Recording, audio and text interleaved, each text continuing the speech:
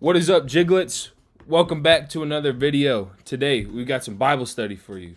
We're going to be reading Luke chapter 15, verses 1 through 3, then 11 to 32.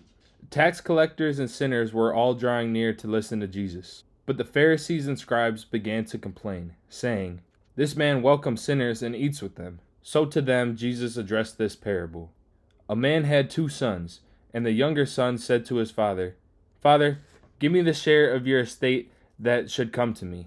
So the father divided the property between them. After a few days, the younger son collected all his belongings and set off to a distant country, where he squandered his inheritance on a life of dissipation. When he had freely spent everything, a severe famine struck that country, and he found himself in dire need. So he hired himself out to one of the local citizens, who sent him to his farm to tend to the swine.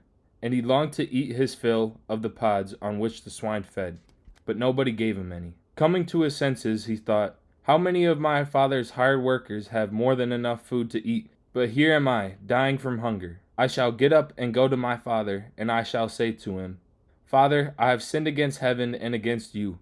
I no longer deserve to be called your son. Treat me as you would treat one of your hired workers.' So he got up and went back to his father. While he was still a long way off, his father caught sight of him and was filled with compassion. He ran to his son, embraced him, and kissed him. His son said to him, 'Father, I have sinned against heaven and against you. I no longer deserve to be called your son.' But his father ordered his servants, 'Quickly bring the finest robe and put it on him. Put a ring on his finger and sandals on his feet. Take the fattened calf and slaughter it. Then let us celebrate with a feast, because this son of mine was dead and has come to life again. He was lost and has been found.' Then the celebration began.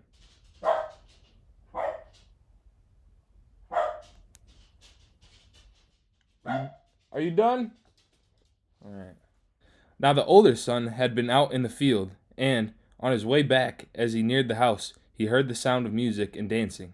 He called one of the servants and asked what this might mean. The servant said to him, 'Your brother has returned, and your father has slaughtered the fattened calf, because he has him back safe and sound.' He became angry, and when he refused to enter the house, his father came out and pleaded with him. He said to his father in reply, 'Look, all these years I served you, and not once did I disobey your orders, yet you never gave me even a young goat to feast on with my friends.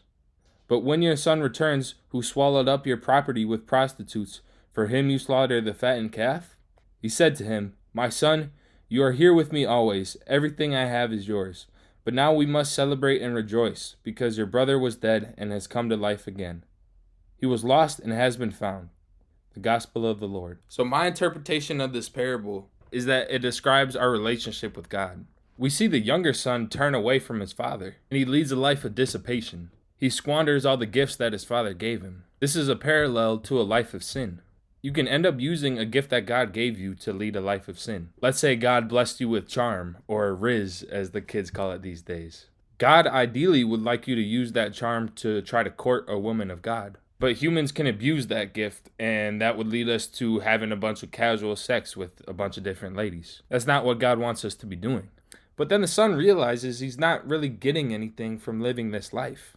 Then he burns through all his resources, so he decides to come back to his father. He realizes that the world isn't going to give him all the love, the protection, and the fulfillment that his father would, and his father welcomes him back with open arms. He organizes a feast to welcome his son back. This shows our relationship with God. No matter how many times we sin and turn against God, he's always going to want us to come back to him. We can also learn from the older son. When he sees his father welcoming his brother back, he says, "Hey, I didn't sin. I stayed right here by your side. You never gave me a feast. We should not be like this." You can't go to God and be like, "Yo, I've been staying away from sin. I've been praying. I've been reading the Bible. Where's my blessings? Where's my woman of God? Where's my prosperity?" God sees that you're doing these things. He sees everything. And the blessings will come with time. But you shouldn't be doing these things for the blessings. You should be doing them because it's the right thing to do. Alright, so that's all I got for you guys today. Have a blessed week. Stay jiggy.